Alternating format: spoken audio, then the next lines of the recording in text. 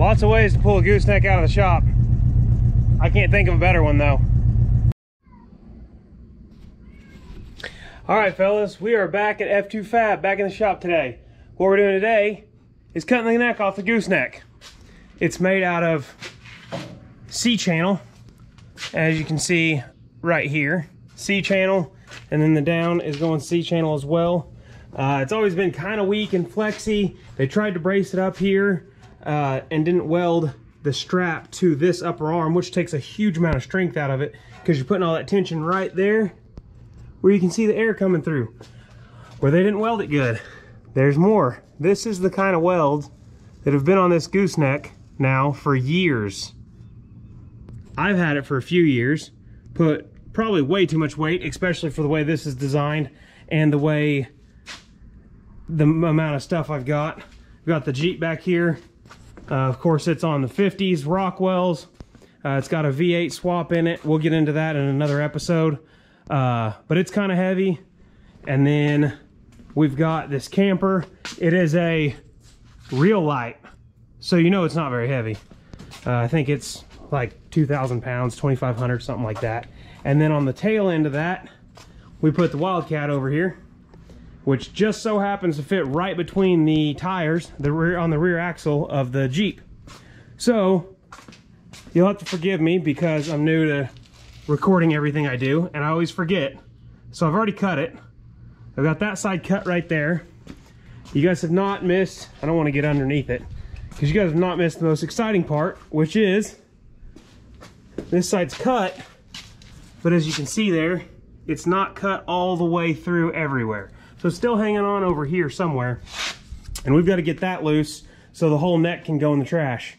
I was gonna buy a new pre-made neck from a local trailer supply, and of course, because of COVID, they don't sell them right now because they can't get the gooseneck couplers. Well, good old Amazon got me a gooseneck coupler in, so I had to go buy this I-beam, which I had to buy it in 20-foot sticks. I needed like 15 foot, or no, I needed like 25 feet or something like that, whatever I figured up. But basically I have a whole stick that I'm not gonna need. I got some 4-inch C-channel. By the way, this gooseneck is 1/4-inch plate, 1/4-inch web. It is 12-inch, 16-pound I-beam, and that means a foot of it weighs approximately 16 pounds. Gives you again, a 1/4-inch by 4-inch flange, top and bottom, and then the 1/4-inch web. I bought this C-channel. I'm gonna go underneath the trailer frame right here. I don't know how well you can see it under there, but basically there's an I-beam, and I've added this, I call it a ladder bar, but there's pieces of 4-inch C-channel separating a 1/4-inch by 4-inch strap right here, giving it more strength. Basically, I made a bigger I-beam out of it and a stronger I-beam because that's thicker than what it used to be. The I-beam on it is probably not thick enough and strong enough for what I'm doing, but it's worked so far, and adding that ladder bar did add a lot of strength to it. When I did that, I also added a torque tube all the way down it and some ramp storage to it. And that strengthened it up as well. It gave me cross members, and the torque tube helps keep it from twisting. This ladder bar is to keep it from bowing when I put a lot of weight on it. So we're gonna try to get this last little bit off here. I'm using a oxyacetylene torch to do that. And we're gonna try to get this last little bit off here, see if we can get this neck out of here. Camera's falling over.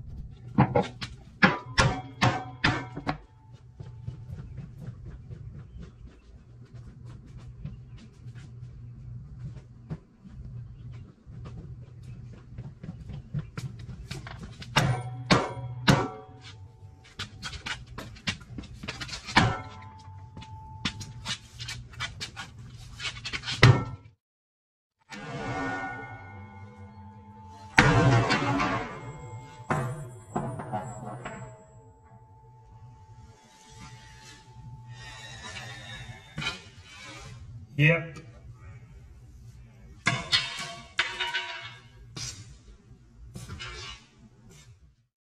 Plan 2.5.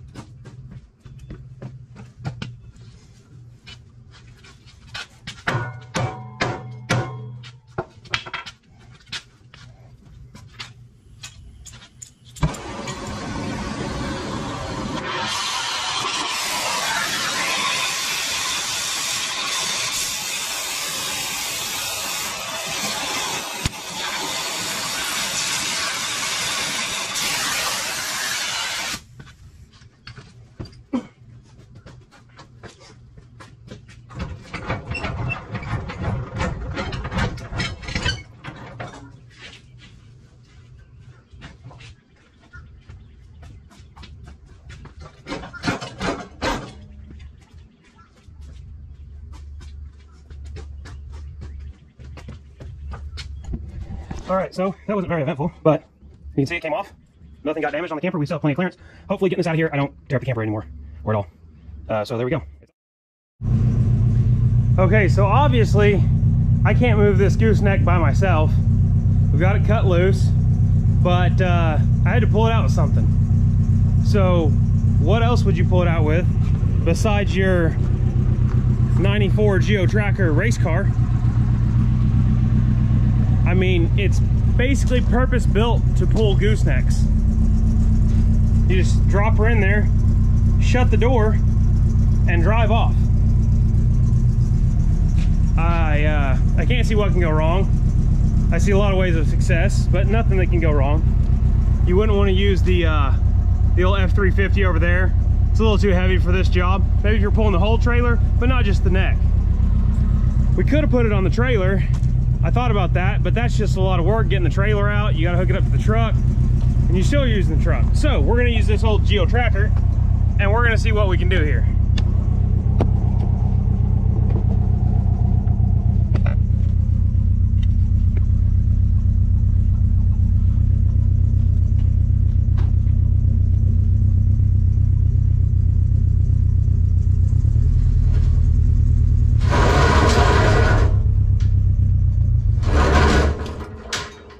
Killed it.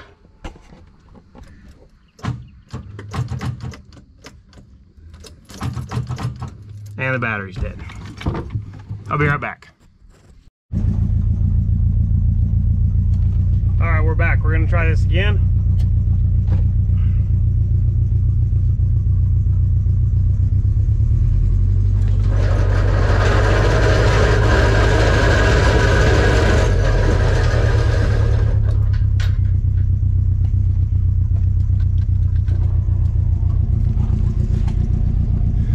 Lots of ways to pull a gooseneck out of the shop.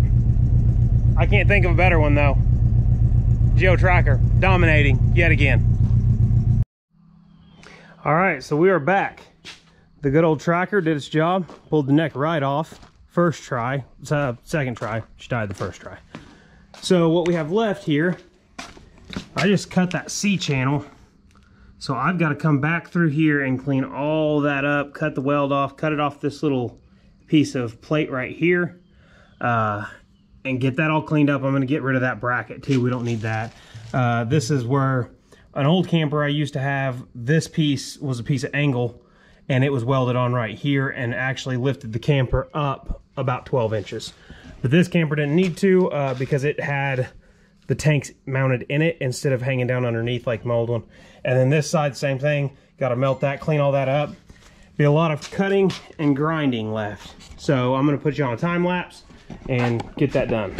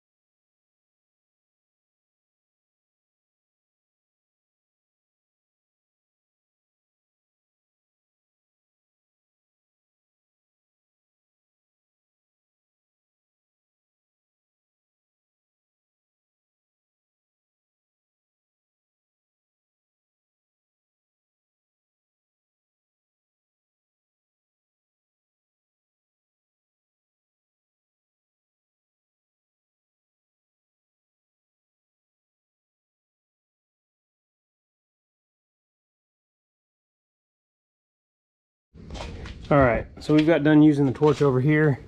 It's pretty good. I'll have to grind the rest of that off there.